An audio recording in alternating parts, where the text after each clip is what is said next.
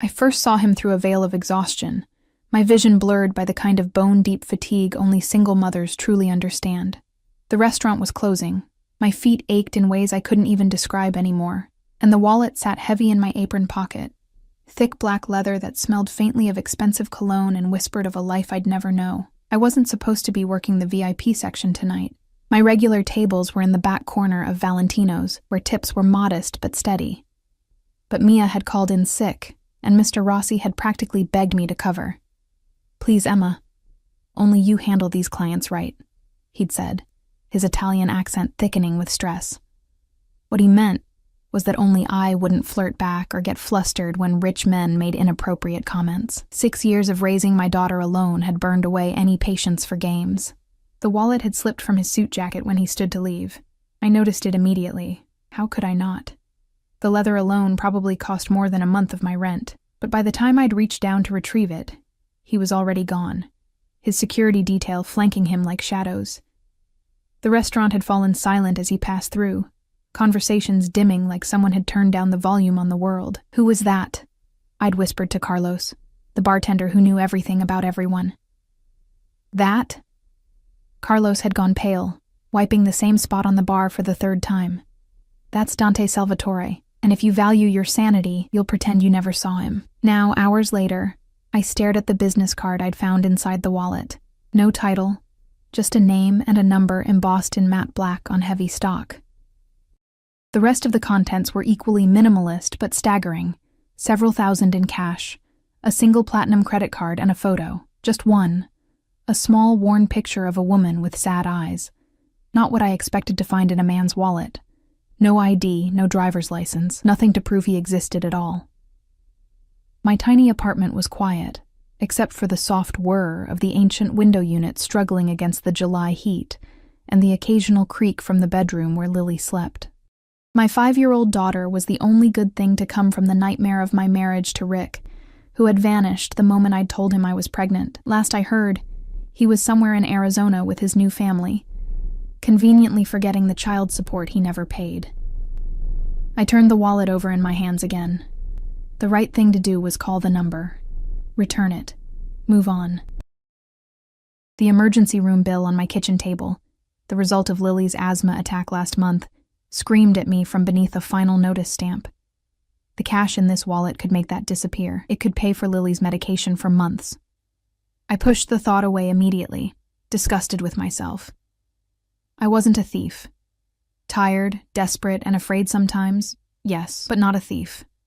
My fingers trembled as I dialed the number, the burner phone I used to save money feeling especially cheap against my ear. It rang only once. "Identify yourself." The male voice was cold, clipped. My voice caught. "My name is Emma Reeves. I'm a waitress at Valentino's. I found Mr. Salvatore's wallet tonight and wanted to return it." Silence stretched for 3 heartbeats. Address. Not a question. A command. "I can bring it to him tomorrow, or back to the restaurant," I offered quickly. "I don't need anyone to—" "Your address, Ms. Reeves." Something in his tone made my skin prickle. I gave him my address, immediately regretting it as the words left my lips. 20 minutes. The line went dead. I stared at the phone, my heart thundering against my ribs. 20 minutes. I glanced down at my uniform, wrinkled, with a small tomato sauce stain near the hem, and rushed to change. I pulled on jeans and a clean t-shirt, ran a brush through my unruly brown hair, and dabbed concealer under my eyes where dark circles had taken up permanent residence. Why was I primping to return a wallet? This wasn't a date. This was a transaction. I needed to give this man his property, and send him on his way before he could look too closely at our lives. At the second-hand furniture, the water stain on the ceiling, the photos of Lily without a father in sight. Our precarious existence felt like a house of cards that could collapse under the weight of a stranger's gaze. 18 minutes later, I heard it. The subtle shift in the night sounds outside my window. The street was never truly quiet. Not in this part of town. But suddenly the ambient noise changed. Car doors opening and closing with soft, expensive thuds, murmured voices, the unmistakable sense of being watched. My doorbell never rang. Instead, 3 precise knocks echoed through the apartment. I opened the door, wallet clutched in my hand like a shield, and there he was. Dante Salvatore filled the doorframe in a way that had nothing to do with his physical size. Though he was tall, broad-shouldered, his presence seemed to expand beyond the confines of his body. His suit was different from earlier, now a deep charcoal rather than black, but no less impeccable. His face was all angles and shadows. High cheekbones, strong jaw darkened with precisely maintained stubble, and eyes so dark they seemed to absorb light rather than reflect it. Those eyes fixed on me now, unreadable and intense. Ms. Reeves. His voice was deep, with the barest hint of an accent I couldn't place. Mr. Salvatore. I extended the wallet toward him, desperate to complete this exchange and close my door. I found this after you left tonight. He didn't reach for it immediately. Instead, his gaze moved past me, scanning my apartment in one sweeping glance that seemed to catalog every detail. You live here alone? He asked. My heart stuttered. That's not... A small voice interrupted from behind me. Mommy? Lily stood in the hallway, her stuffed rabbit clutched to her chest, hair mussed from sleep. Her eyes widened at the sight of the stranger, and she took an instinctive step back. Go back to bed, sweetie, I said, trying to keep my voice light. Everything's fine. Dante's expression changed so subtly I almost missed it. A slight softening around the eyes, a barely perceptible shift in his stance. Your daughter, he said. Not a question. Yes. I stepped slightly to block his view of her. I'm sorry we woke you, Lily. This man just needed to pick something up. Go back to sleep, okay? She hesitated, her eyes fixed not on me, but on Dante. Then, to my surprise, she stepped forward instead of retreating. Are you a friend of my mom's? She asked him, her voice small but curious. Before I could intervene, Dante knelt down to her level, a smooth, deliberate movement that somehow made him seem no less powerful. Your mother did me a favor tonight. She found something important to me and kept it safe. Lily nodded solemnly. She's good at finding things. She always finds my rabbit when I lose him. A ghost of a smile touched his lips. That's a valuable skill. He reached into his jacket and produced a small, pristine origami flower. May I thank her by giving you this? My breath caught. Where had that come from? His hands had moved so quickly I'd missed the actual folding, if that's what had happened. Lily's face lit up as she carefully took the paper flower. Thank you. It's so pretty. Lily, I said gently but firmly, say good night now. It's very late. She clutched her new treasure and nodded. Good night, Mr. Dante, he said. You can call me Dante. Good night, Mr. Dante. She gave a little wave and padded back to her bedroom, throwing one curious glance over her shoulder before disappearing around the corner. When Dante rose to his full height again, his eyes had changed. Something calculating had entered them. Something that made my instincts scream danger. Your daughter is lovely, he said, finally taking the wallet from my outstretched hand. You raise her alone? That's not really your concern, I replied, trying to sound confident rather than rude. No, he agreed, his gaze still too penetrating. But many things concern me that shouldn't, Ms. Reeves. He opened the wallet, his long fingers moving with deliberate precision as he checked the contents. I felt heat rise to my cheeks. It's all there, I said, unable to keep the edge from my voice. I didn't take anything. I know. He snapped the wallet closed and slipped it inside his jacket. Then he reached back in and withdrew an envelope. For your honesty. I stared at the envelope but didn't take it. That's not necessary. Anyone would have returned it. His low laugh contained no humor. We both know that's not true, Emma. My first name in his mouth felt like an invasion, intimate in a way that made my skin prickle. Please, I said, taking a step back. I don't want anything. I just did what was right. And that, he said, is precisely why you deserve this. He placed the envelope on my small entry table. For your daughter's medical bills. My blood ran cold. How do you... The prescription bottles on your counter, the insurance paperwork visible from here. His eyes never left mine. I notice things, Emma. It's how I've survived. Outside in the hallway, a man cleared his throat, a subtle reminder that we weren't alone. Dante's security hovered just out of sight. "Thank you for your time," Dante said, stepping back.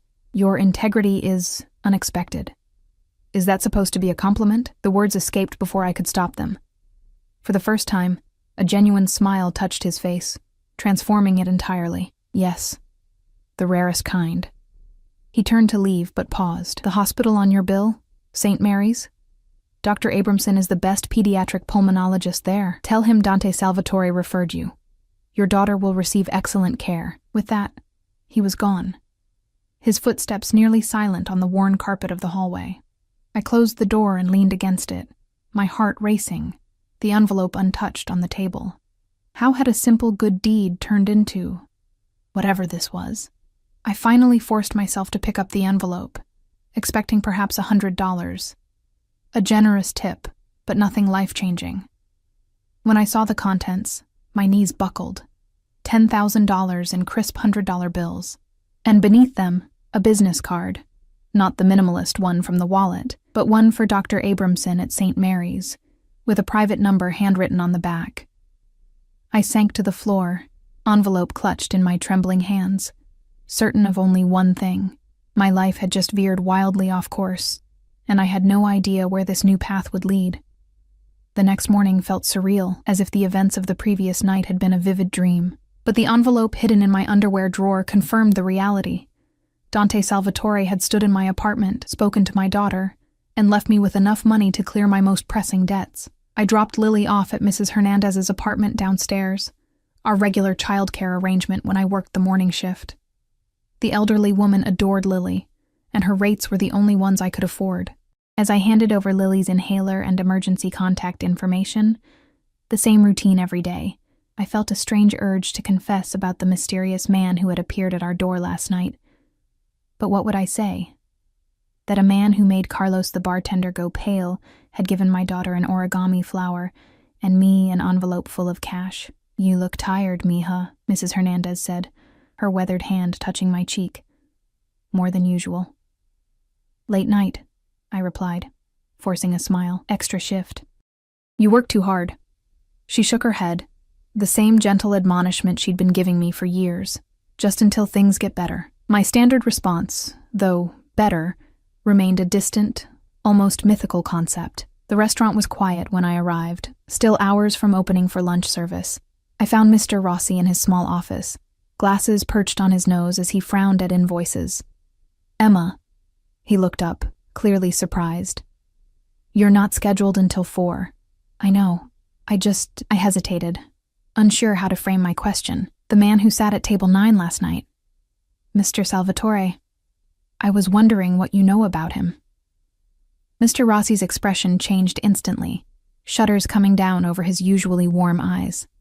He removed his glasses, polishing them methodically with his handkerchief. "Why do you ask?" His voice was carefully neutral. "He left his wallet. I returned it." The cloth stilled on the lens. "You went to him?" "No, he came to my apartment. Mr. Rossi put his glasses back on and leaned forward, lowering his voice though no one else was there to hear. "Listen to me, Emma. Dante Salvatore is not someone you want in your life. He owns half the businesses in this part of the city, legitimate and otherwise. People who cross him disappear." "He didn't seem dangerous," I said, immediately recognizing the lie. Everything about Dante had radiated danger. The most dangerous predators rarely do. Mr. Rossi sighed. "You're a good girl, Emma. Smart, hard-working. You keep your head down. Keep it that way." I nodded, throat dry. "He mentioned a doctor for Lily's asthma. Said to use his name." Mr. Rossi's eyebrows shot up. "And will you?" "I don't know." The truth was, I'd spent half the night debating this very question. Lily needed better care than I could currently afford, but accepting Dante's help felt like stepping onto a tightrope with no safety net. "Just be careful," Mr. Rossi said finally. "Salvatore doesn't do favors without expecting something in return." I left the restaurant more unsettled than when I'd arrived. On impulse, I pulled out my phone and dialed the number on Dr. Abramson's card. His receptionist answered, professionally brisk. "I'd like to make an appointment for my daughter," I said, voice steadier than I felt. "Lily Reeves. She has chronic asthma." "I'm sorry." But Dr. Abramson isn't accepting new patients at this time. Perhaps in 3 months? Dante Salvatore referred me. The name felt foreign on my tongue, a beat of silence. 1 moment, please. The hold music played for less than 30 seconds before the receptionist returned. Her tone transformed. Ms. Reeves, we had a cancellation this afternoon at 2. Would that work for you? My shift started at 4. It would be tight, but manageable. Yes, that's fine. Excellent. And please, tell Mr. Salvatore that Dr. Abramson sends his regards. The call ended, and I stood frozen on the sidewalk, people flowing around me like water around a stone. What kind of influence did this man have? And more importantly, what would it cost me? I spent the rest of the morning paying bills. The emergency room debt, Lily's overdue tuition at the preschool, our utilities on the brink of disconnection. Even after clearing everything, including a month's advance on rent, I still had over half of Dante's money left. I hid it away, unable to shake the feeling it was somehow tainted. At 1:30, I collected Lily from Mrs. Hernandez and caught the bus across town to St. Mary's Hospital. The difference between the pediatric wing and the emergency room where we usually ended up was stark. Soft lighting, colorful murals, and staff who weren't running on empty. The receptionist looked up when we approached. Lily Reeves? I nodded, surprised to be recognized immediately. Dr. Abramson is ready for you. This way, please. No waiting room. No forms to fill out.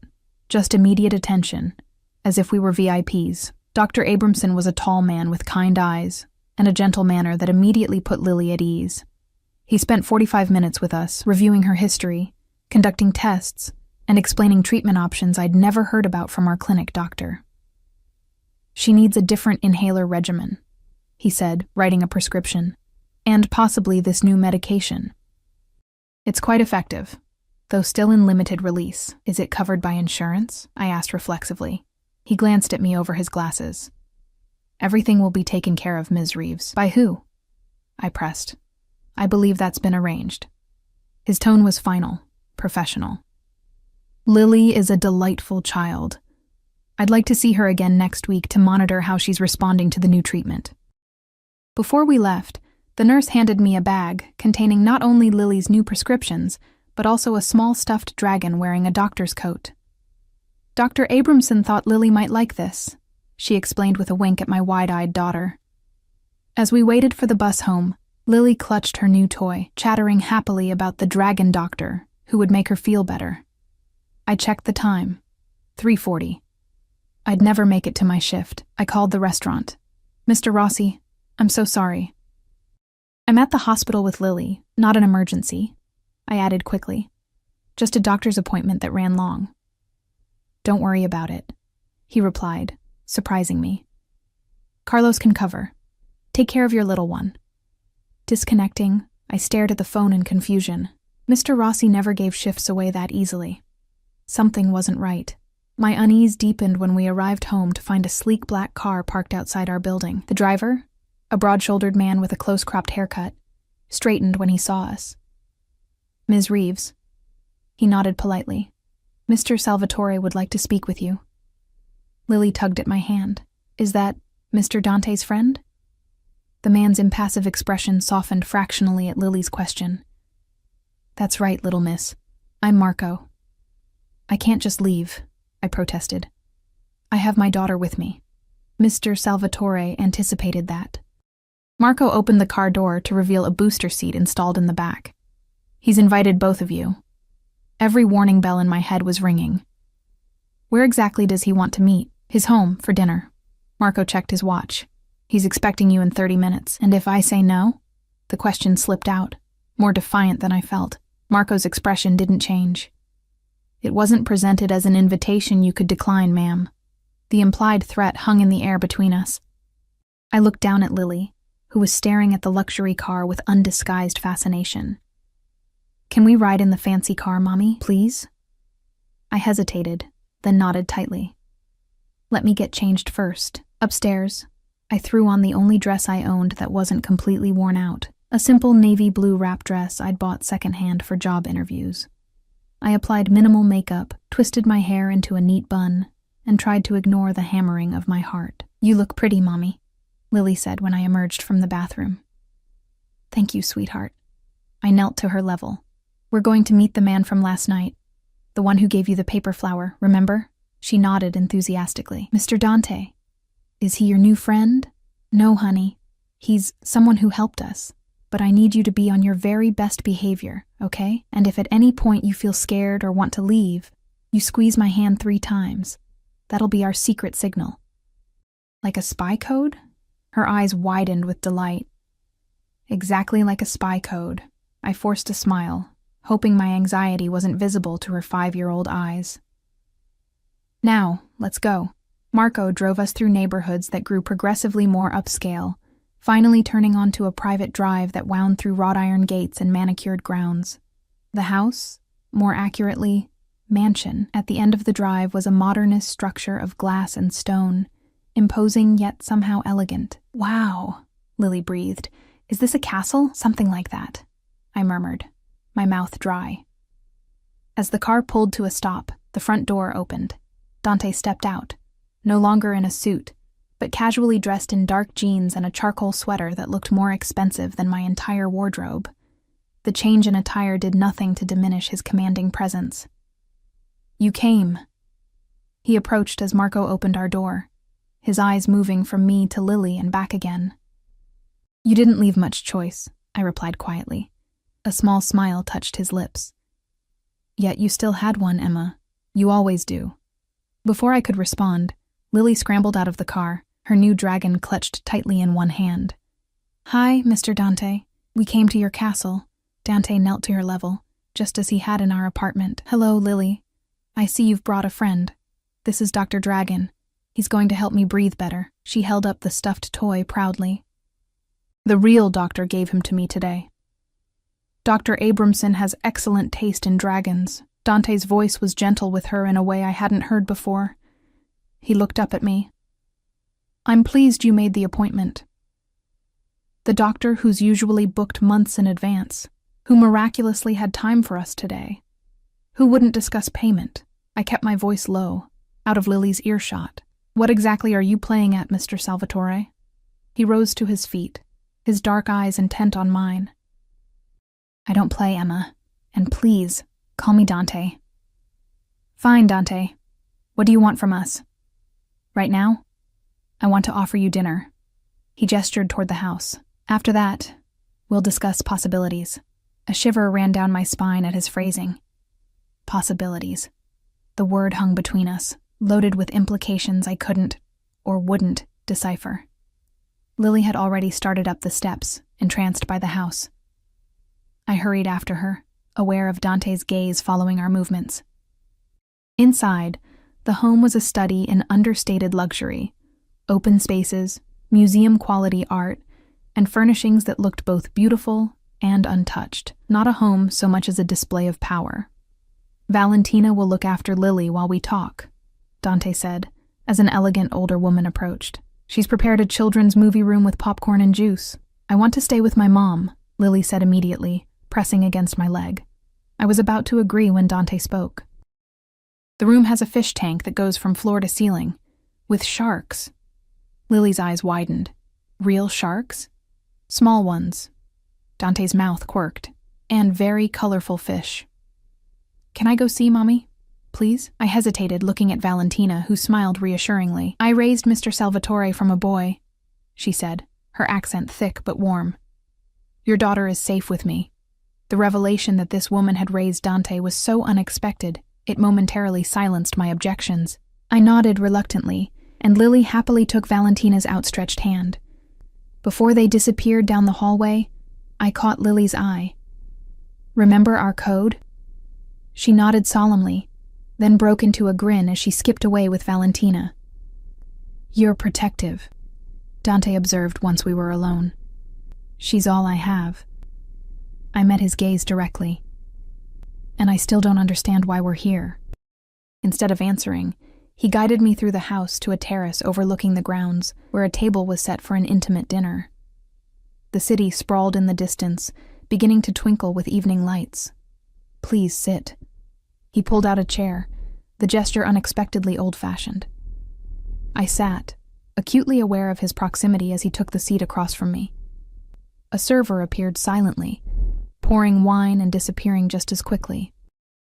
"Why am I here, Dante?" I asked again, leaving the wine untouched. He studied me for a long moment. "Because you intrigue me. I'm a waitress and a single mom. There's nothing intriguing about that." "On the contrary." He leaned forward slightly. "When presented with a wallet full of cash and no witnesses, you returned it intact. When offered money for your honesty, you refused it. When given a doctor's name that could help your daughter, you hesitated. Your instincts are unusual." I felt exposed under his scrutiny. "My instincts are telling me to take my daughter and leave right now. Yet, here you sit." He picked up his wine glass, his movements fluid and controlled. "Tell me about Lily's father." The abrupt change of subject caught me off guard. "He's not in the picture. That much is obvious. I want to know why." "That's personal. I've made your daughter's medical care my personal concern. I believe that earns me some candor." Anger flashed through me. "I didn't ask for your help, yet you accepted it." His gaze was unwavering. "The father, Emma." Something in his tone made it clear he would keep pushing until I answered. "Rick left when I told him I was pregnant. Blocked my number, moved states, started a new family. He sends a birthday card some years with $20 inside. That's the extent of his involvement." Dante's expression darkened. "His full name. Why does that matter?" "It matters to me." I hesitated, then relented. "Richard Tanner. But whatever you're thinking, don't. Lily and I are fine without him. Are you?" Dante gestured around us. "Working double shifts, living in an apartment with black mold in the bathroom ceiling, rationing your daughter's medication?" My face burned with shame and anger. "How do you know about the mold? I had your apartment inspected this morning." "You what?" I stood up, chair scraping against the stone terrace. "You had no right—" "Sit down, Emma." His voice was quiet, but carried such authority that I found myself obeying before I could think better of it. "Your landlord will be fixing the mold issue tomorrow, along with the faulty wiring and the window unit that's about to fail completely." I stared at him, speechless. "I don't understand what's happening here." I finally managed. "Why are you doing this?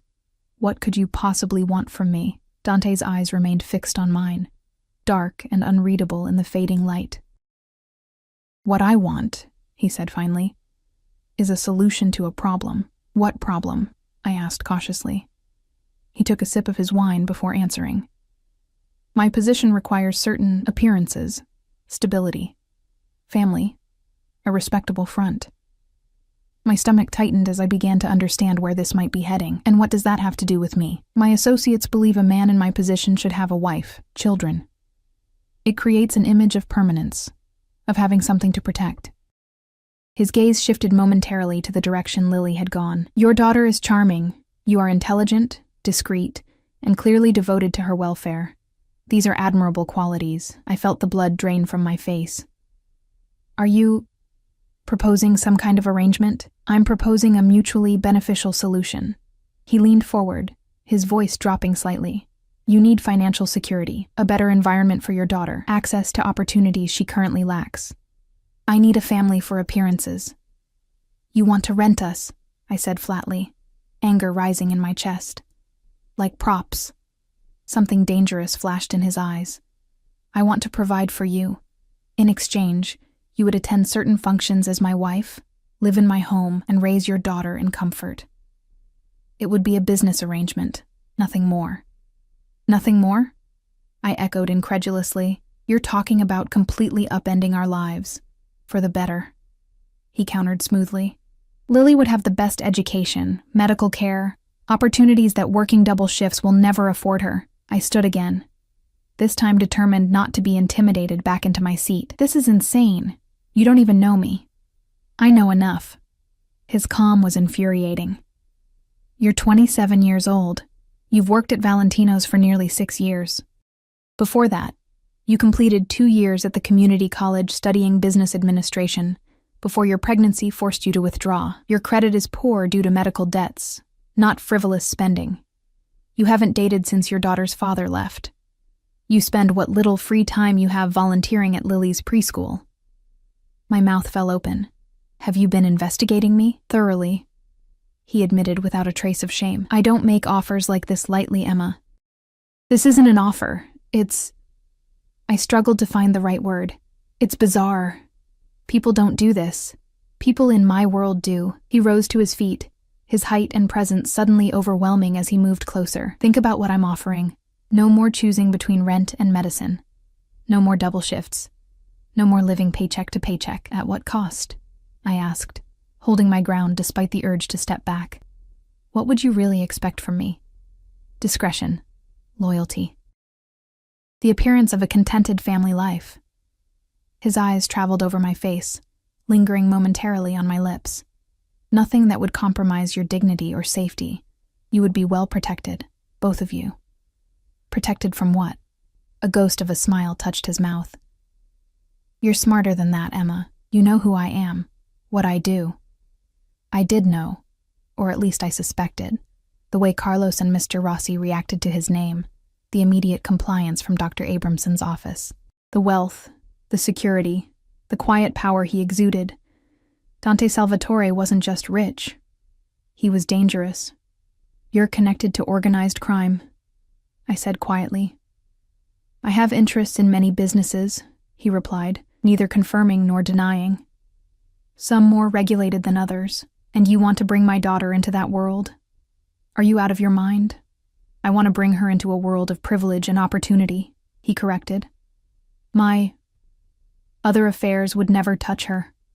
Or you. I shook my head. This is crazy. I need to get Lily and go home. Home to your moldy apartment, to more missed bills and insufficient care for your daughter. His voice hardened.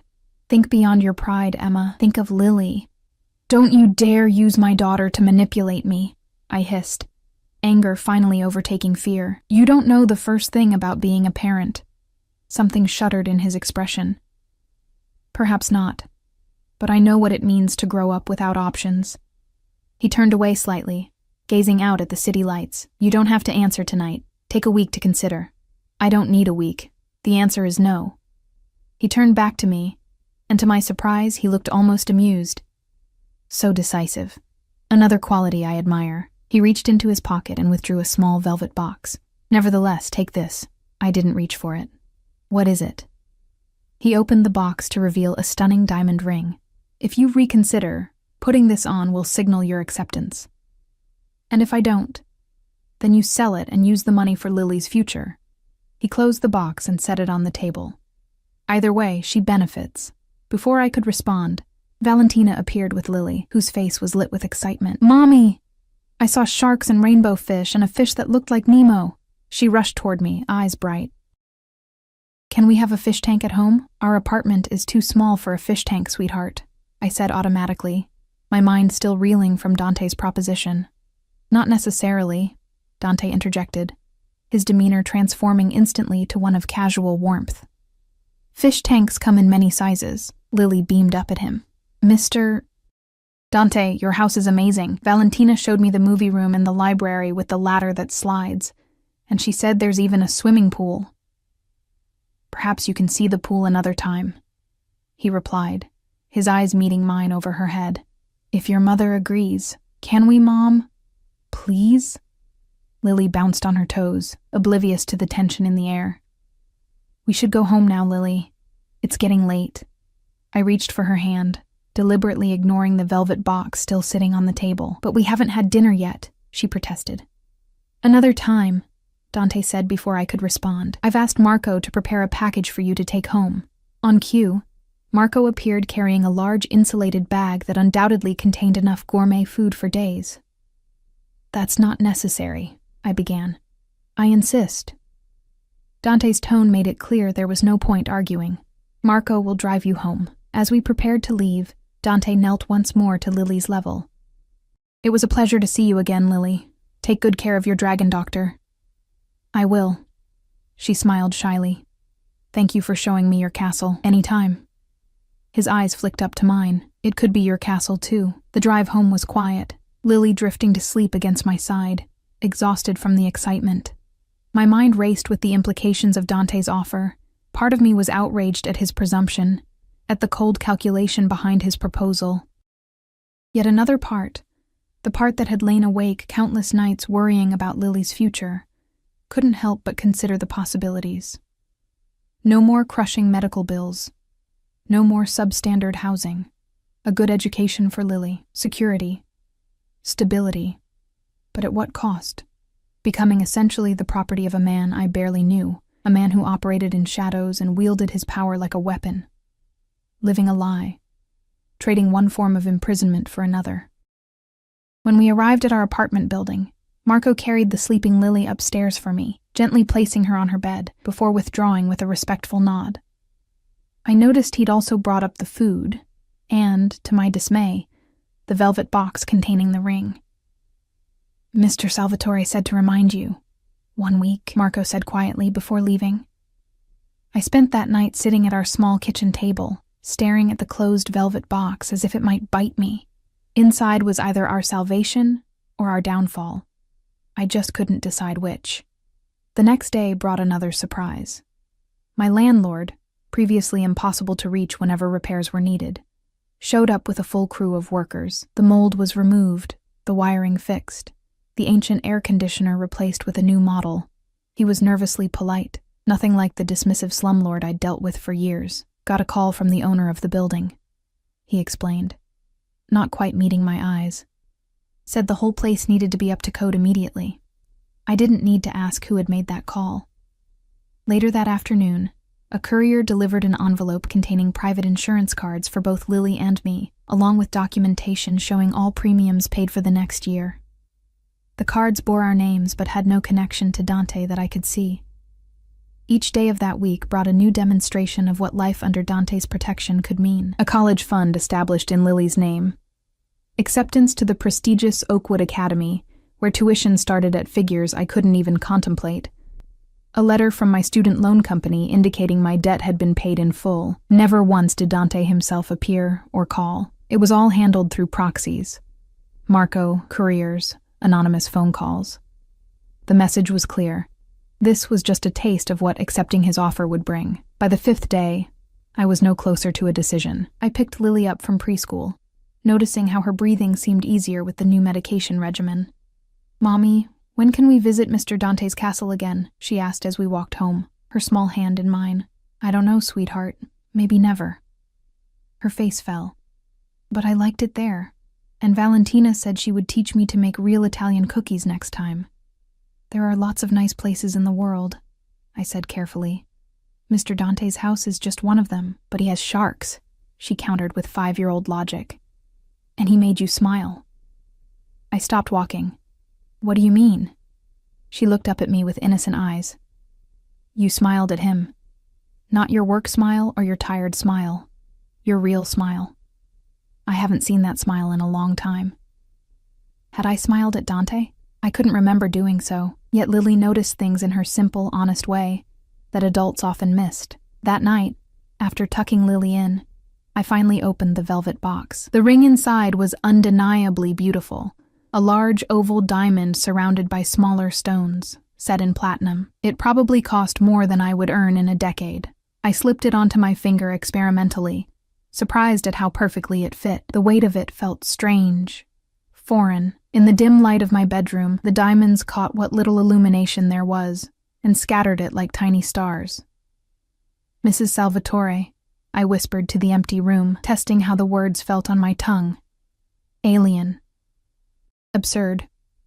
Yet somehow not as repulsive as I wanted them to be. I pulled the ring off quickly and returned it to the box. What was I thinking? I couldn't seriously be considering this insane proposition. On the 6th day, I received a call from a blocked number during my shift at Valentino's. "There's been an incident at Lily's school," a clinical voice informed me. "She's had a severe asthma attack. The ambulance is taking her to St. Mary's now." The world narrowed to a pinpoint of terror. I dropped everything, not even bothering to tell Mr. Rossi I was leaving.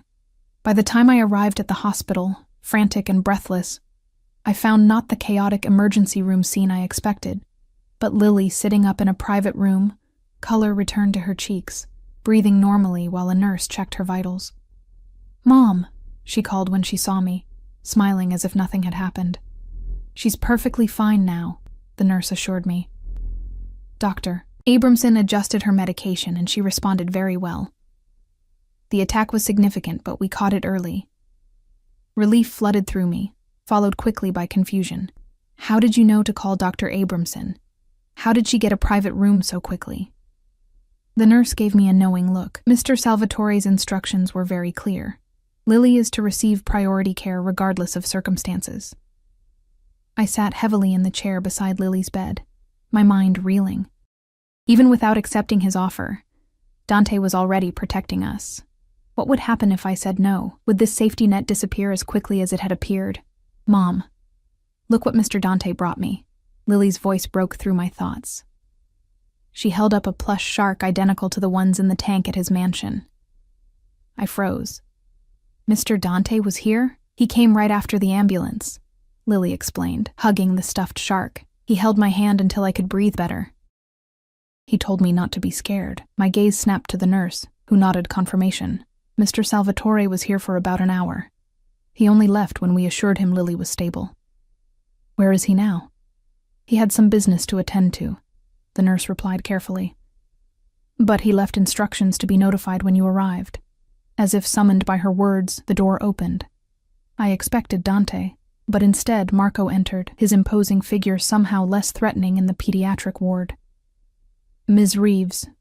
He nodded respectfully. Mr. Salvatore would like me to drive you and Lily home when she's cleared to leave. That's not necessary, I began automatically. He insists. Marco's tone was polite but firm.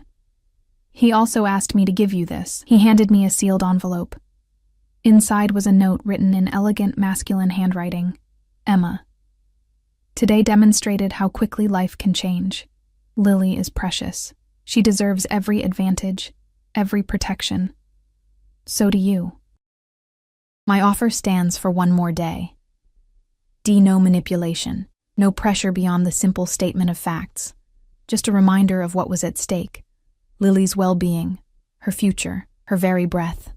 Dr. Abramson discharged Lily an hour later with a new treatment plan and medications. Marco drove us home in silence, carrying Lily upstairs despite my protest that she could walk. After settling her in bed with her new shark, I collapsed on our worn sofa, the decision weighing on me like a physical burden. Could I do this? Could I enter into a marriage of convenience with a man who was almost certainly involved in criminal activities? Could I justify it for Lily's sake? The alternative was returning to our precarious existence, one medical emergency away from financial ruin, living in an apartment that, despite the recent repairs, remained inadequate. Working endless shifts that kept me away from my daughter, watching her opportunities narrow as mine had. I pulled out the velvet box again and stared at the ring. Accepting it would mean security for Lily, but a cage for me, gilded, comfortable, but a cage nonetheless. Rejecting it meant freedom, but continued struggle. What kind of mother would choose her own freedom over her child's welfare?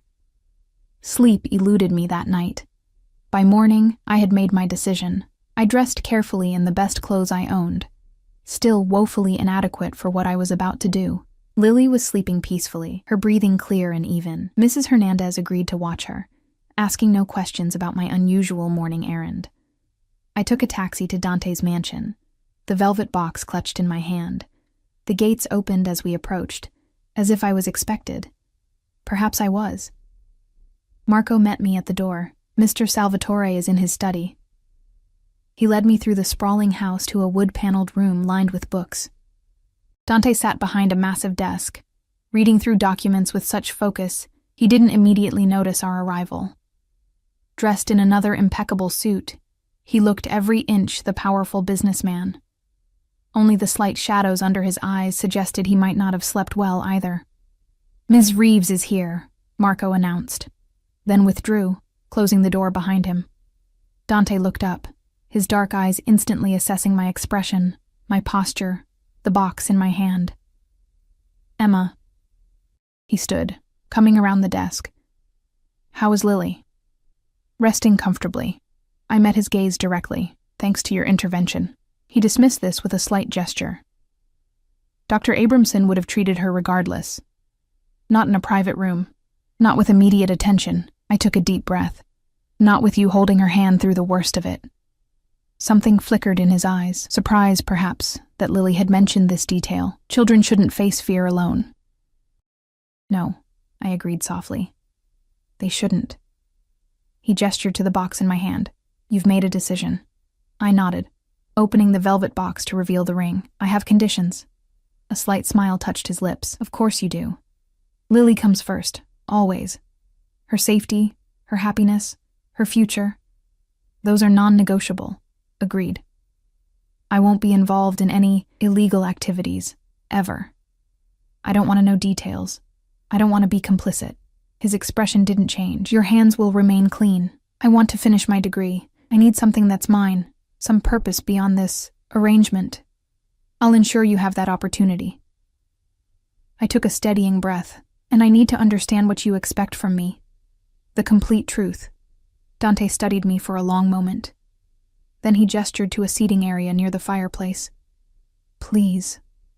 I sat, perching on the edge of a leather chair that probably cost more than everything I owned. Dante sat opposite me, his posture relaxed but alert.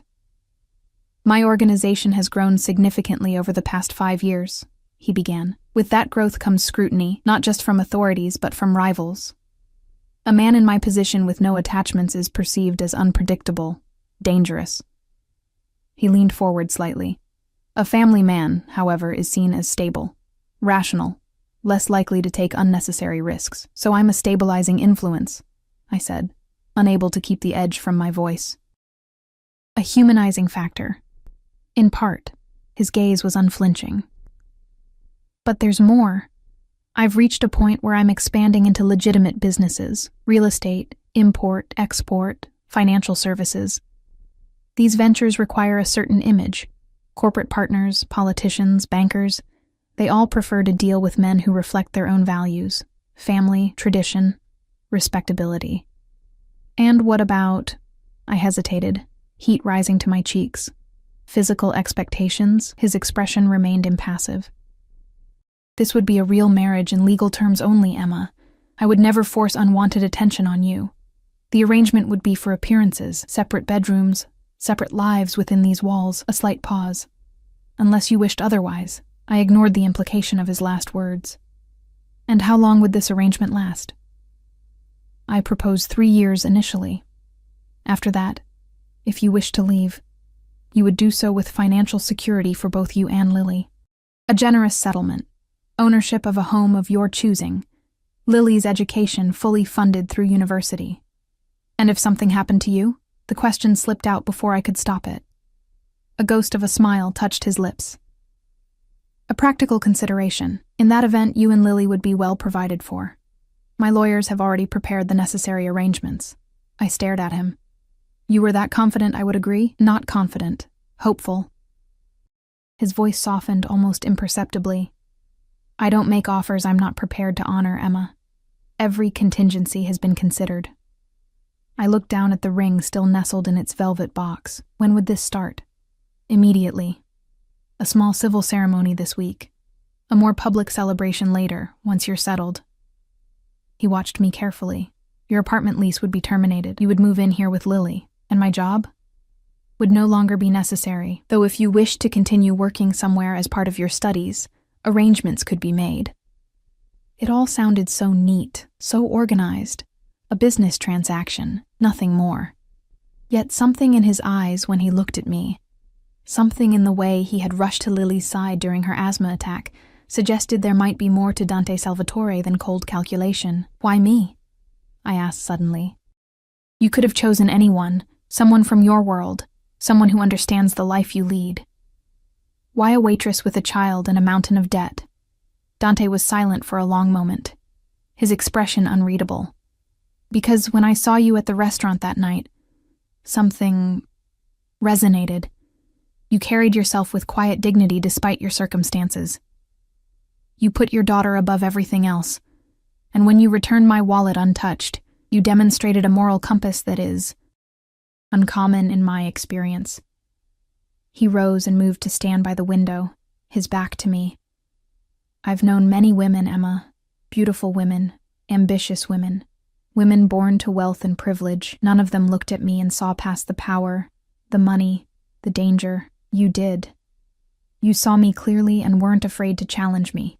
He turned back to face me. That's remarkably rare. I stood as well, suddenly needing to be on equal footing. I'm still afraid of you. No, he said softly. You're afraid of what I represent. There's a difference. Before I could respond, he closed the distance between us and gently took the velvet box from my hands. He removed the ring and held it between us. Your final answer, Emma, for Lily. For her future. For the chance at a life better than the one I could provide alone. I extended my left hand. Yes. He slid the ring onto my finger, his touch surprisingly gentle. The weight of the diamond felt like a shackle and a shield all at once. Welcome to the family, Emma Salvatore. The name sent a shiver through me, not entirely unpleasant, but unsettling in its finality. What had I just agreed to? The next 3 days passed in a whirlwind. Lawyers appeared with prenuptial agreements that were far more generous than I had anticipated. My meager belongings were packed and moved while Lily and I stayed in a luxury hotel suite. Shopping trips were arranged for an appropriate wardrobe for both of us. Through it all, Dante remained courteous but distant, handling the logistics through his staff while preparing for our civil ceremony. Only once during those days did I glimpse behind his controlled facade. I'd been reviewing the educational options for Lily when he entered the hotel suite's living room. He stopped abruptly at the sight of me, sitting cross-legged on the floor surrounded by school brochures, my hair piled messily atop my head, wearing sweatpants and a faded t-shirt. For a brief moment, his expression softened into something close to genuine warmth. Then he cleared his throat, and the mask returned. I've arranged for a stylist to assist with preparations for tomorrow, he said. The ceremony will be small, just a judge, my consigliere as witness, and Valentina to watch Lily. Consigliere?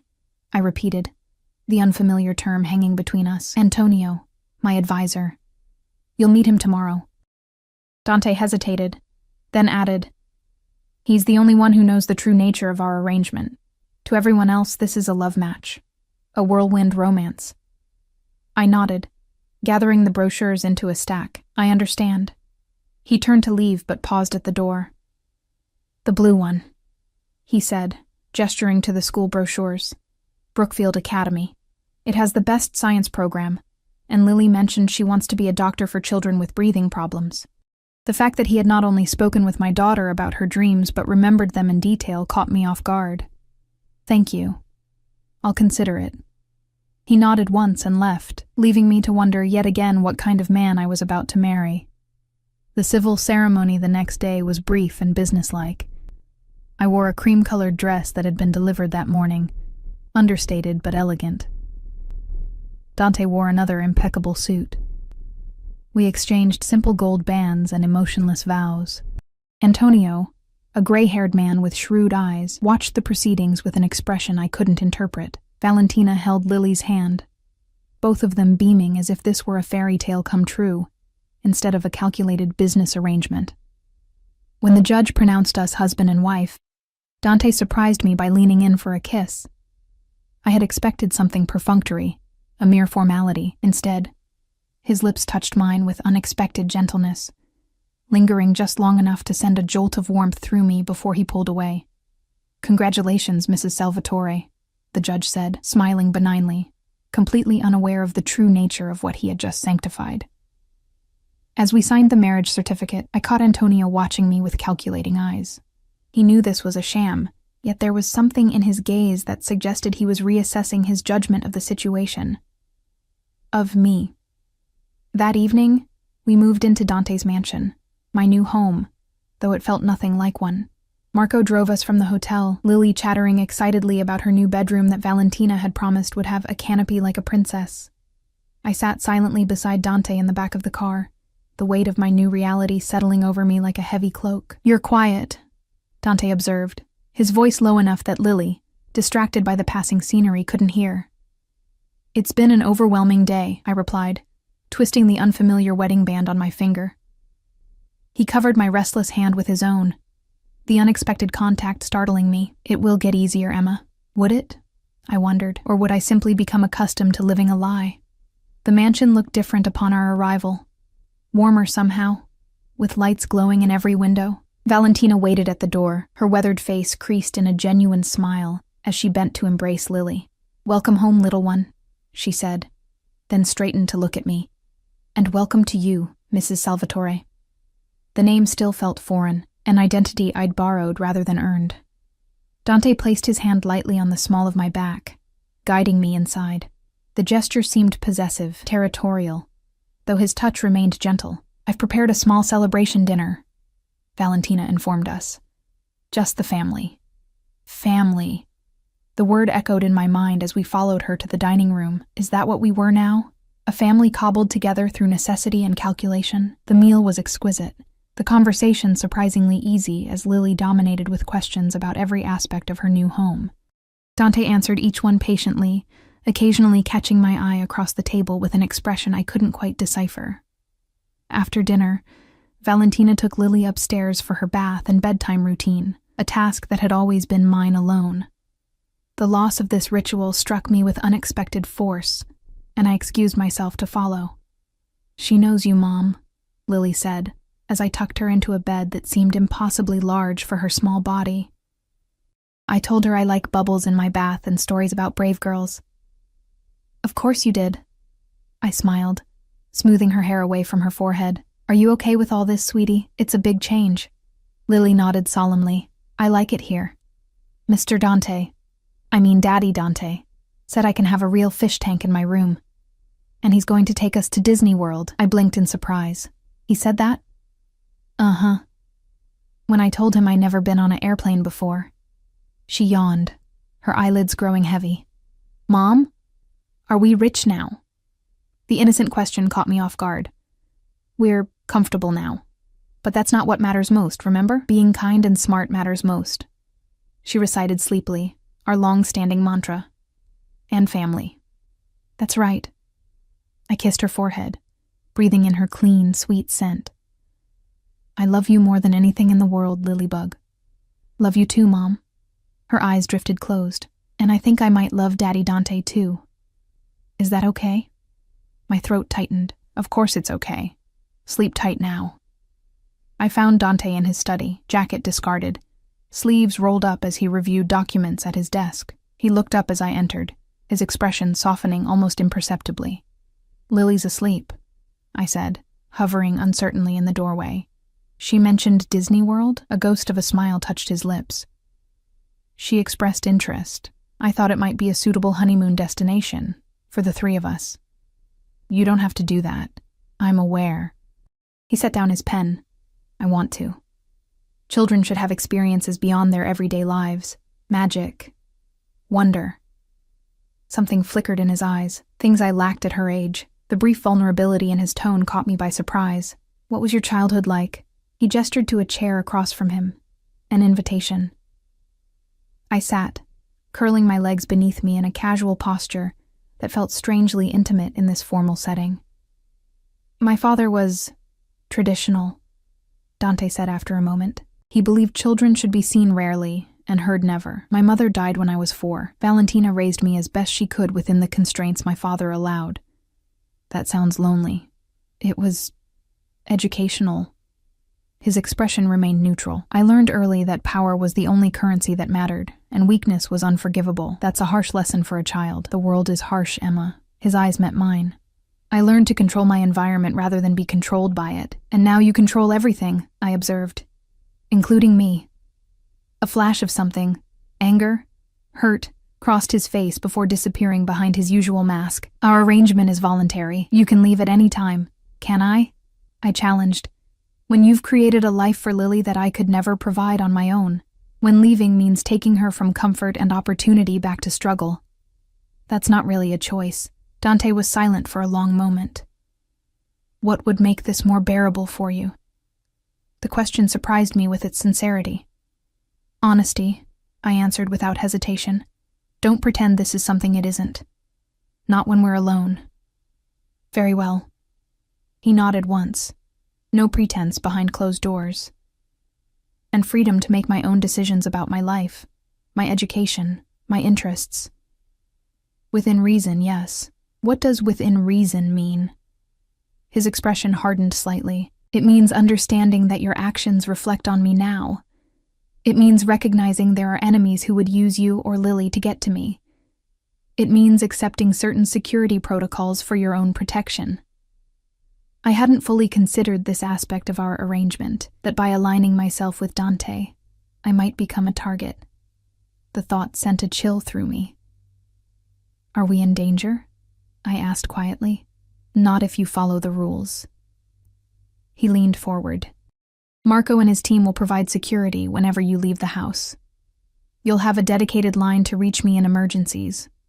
Certain locations will be off limits. Lily's school has been thoroughly vetted." The reality of what I'd agreed to crashed over me anew. This wasn't just about appearances or financial security. I'd tied myself and my daughter to a man whose very existence invited threat. "I've made a mistake," I whispered, more to myself than to him. Dante rose from his desk and crossed to kneel before my chair, a gesture so unexpected it rendered me speechless. He took my hands in his grip firm, but not confining. "Listen carefully, Emma. I protect what's mine. Nothing, absolutely nothing, will happen to you or Lily while you're under my roof, under my name. I've eliminated threats for far less important reasons than your safety." The calm certainty in his voice was both reassuring and terrifying. This man had killed before. I could see it in his eyes, hear it in the casual way he referenced eliminating threats. Yet here he was, making me a promise I somehow knew he would keep at any cost. "I need time," I said finally, "to adjust, to figure out who Emma Salvatore is supposed to be." He released my hands and stood. "Time you have. We'll make our first public appearance next weekend. A charity gala. Until then, settle in, explore your new home, enroll Lily in school." He paused. "And perhaps consider what you'd like to study when you return to university." The casual way he referenced this dream, one I'd set aside years ago out of necessity, caught me off guard. I'd thought about finishing my business degree, maybe with a focus on nonprofit management. He raised an eyebrow. "An interesting choice. I've been on the receiving end of charity," I explained. "I know how dehumanizing it can feel. I'd like to change that. Create programs that offer dignity along with assistance." Something like respect flickered in his eyes. "I have connections at several universities. When you're ready, say the word." The conversation had taken an unexpected turn, veering into territory that felt almost normal. A husband and wife discussing future plans. The thought unsettled me. "I should get some rest," I said, rising from the chair. "Which room is mine?" "The East Wing Master Suite." He moved back behind his desk, a subtle repositioning of boundaries between us. "Your things have been unpacked. Mine is in the West Wing, connected by a shared sitting room, but with separate entrances for privacy." The arrangement confirmed what he'd promised. This would be a marriage in name only. Our intimate lives kept carefully separated. I should have felt relieved. Instead, I felt a strange hollow sensation I couldn't quite identify. "Good night then, Dante. Good night, Emma." And I found my way to the East Wing, where a suite larger than my entire former apartment awaited. The closet had been filled with clothes I'd never seen before, designer pieces in exactly my size. The bathroom gleamed with marble and crystal. The bed was enormous, draped in luxurious linens that probably cost more than I'd made in a month at Valentino's. I changed into silk pajamas I found in a drawer and slid between the sheets, certain I wouldn't sleep. Yet exhaustion claimed me almost immediately, pulling me into dreams filled with dark eyes and gilded cages. The days that followed established a new rhythm to our lives. Lily started at Brookfield Academy, falling in love with the science lab and the expansive playground. I enrolled in online courses to complete my degree, setting up a study area in the sunny conservatory that quickly became my favorite place in the mansion. Dante maintained his usual schedule, leaving early for his downtown office and returning in time for dinner, which we ate together as a family each evening. To my surprise, Dante was different with Lily than he was with anyone else. His usual cool reserve melted away when she chattered about her day or showed him art projects from school. He listened to her with genuine interest, remembering details about her friends and teachers that even I sometimes forgot. When she asked questions, he answered with patience and respect, never dismissing her curiosity as childish. One evening, a week after our wedding, I came across them in the library. Lily was curled in Dante's lap as he read to her from a worn copy of The Secret Garden. His deep voice changed subtly for each character, bringing the story to life in a way that had Lily completely entranced. Neither noticed me watching from the doorway, witnessing this tableau of domestic harmony that felt both artificial and strangely authentic. Later that night, after Lily was asleep, I found Dante in our shared sitting room, a glass of whiskey in his hand as he stared out at the city lights. "You're good with her," I said, stepping into the room. Better than I expected. He turned, surprise momentarily visible on his face, before his features settled back into their usual composed lines. "Children are honest. They respond to authenticity. Is that what you're showing her? Authenticity?" I moved closer, emboldened by the quiet intimacy of the hour. Because the man who reads stories and creates origami flowers seems very different from the man who eliminates threats.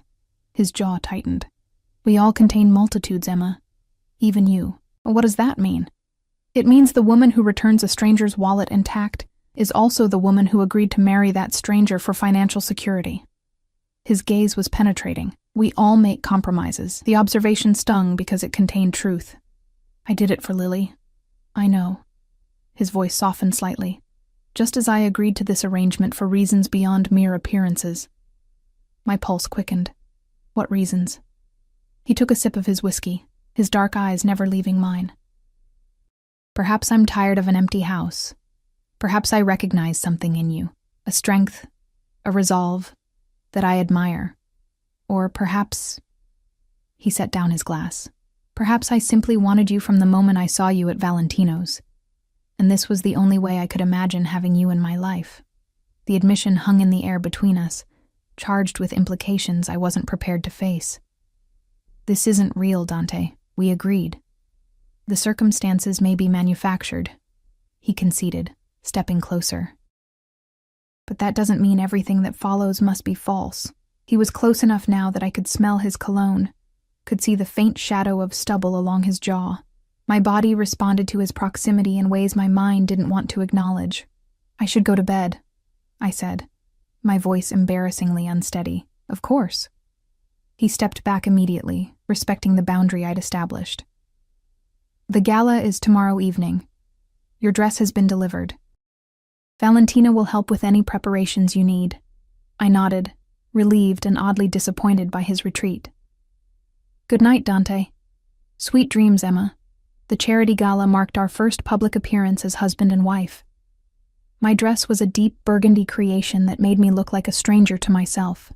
Elegant, sophisticated, worthy of standing beside a man like Dante Salvatore. He wore a tuxedo that seemed molded to his powerful frame, the picture of affluent authority. "Remember," he murmured as our car approached the venue, "these people will be watching our every interaction, looking for weakness, for inconsistency." "I understand." I straightened my shoulders, slipping into the role I'd agreed to play. "I won't embarrass you," his hand covered mine. "That's not my concern. These vultures will circle you, Emma. They'll smile while they assess your value, your background, your vulnerabilities. Trust no one. Say little. Stay close to me."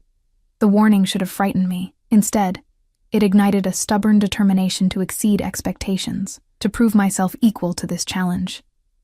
As we entered the glittering ballroom, Dante's hand at the small of my back, I felt the weight of 100 curious gazes. He leaned down, his lips brushing my ear in what would appear to observers as an affectionate gesture. "Remember who you are now," he whispered. "You're a Salvatore. You bow to no one." With those words echoing in my mind, I stepped forward into my new life, head high, gripped tight on my husband's arm, ready to face whatever came next. Not just as Dante's convenience, but as his equal. Because in that moment, I realized the truth that would ultimately transform our arrangement into something neither of us had anticipated. Power wasn't just Dante's to wield. As his wife, even in name only, I now possessed a form of it too, and I intended to use it. 6 months later, I stood in the doorway of Lily's bedroom, watching as Dante sat at the edge of her bed, listening intently to her prayers. This had become their nightly ritual, one I was never invited to join, but was permitted to observe from a distance. And thank you for my new baby brother or sister, Lily finished, her hands clasped earnestly before her. Even though Mom says it's too early to know if it's a boy or girl. My hand drifted unconsciously to my still flat stomach, the newest complication in our already complex arrangement. The pregnancy had been unplanned, the result of a single night when pretense had given way to genuine desire, when the lines between our public facade and private reality had blurred beyond recognition. Dante's reaction to the news had been unexpected. Not anger or calculation, but a quiet joy that transformed his usually guarded features. He'd knelt before me, pressed his lips to my abdomen, and whispered something in Italian I couldn't understand, but felt deeply nonetheless. As he kissed Lily goodnight and rose from her bedside, our eyes met across the room. The mask he wore for the rest of the world had long since vanished when we were alone together. In its place was something I'd never expected to find in this marriage of convenience, something that looked remarkably like love. He crossed to my side, one hand coming to rest protectively over mine on my stomach. "You should rest," he said softly. "Both of you. In a minute." I leaned into him slightly, no longer afraid of the contact. I was just thinking about how much has changed. "Regrets?" he asked, a hint of vulnerability in the question. I shook my head. "No. Strange as it seems, I've found more freedom in this gilded cage than I ever had outside it." His arm slipped around my waist. "It was never meant to be a cage, Emma." "I know that now." I turned to face him fully. It was a door, one I was afraid to walk through until I had no choice. Dante's expression softened as he brushed a strand of hair from my face. "And now? Now I choose this. Us. Whatever comes next." I rose on tiptoe to press my lips to his, a gesture that had once been performance but now held meaning deeper than I could express. "I choose you, Dante Salvatore." His arms tightened around me, holding me as if I were something precious.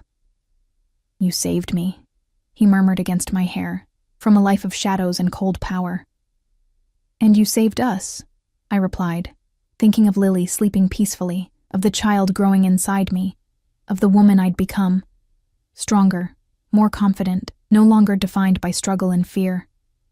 I think that makes us even. As we walked hand in hand to our now shared bedroom, I marveled at the unexpected journey that had brought me here. What had begun as a desperate bargain had transformed into something authentic and profound.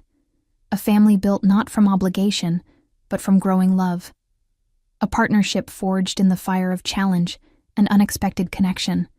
The wallet that had started it all sat in a shadow box on Dante's desk. A reminder of the twist of fate that had changed everything. Sometimes the most significant moments in life arrive disguised as small choices, ordinary acts that set in motion extraordinary changes.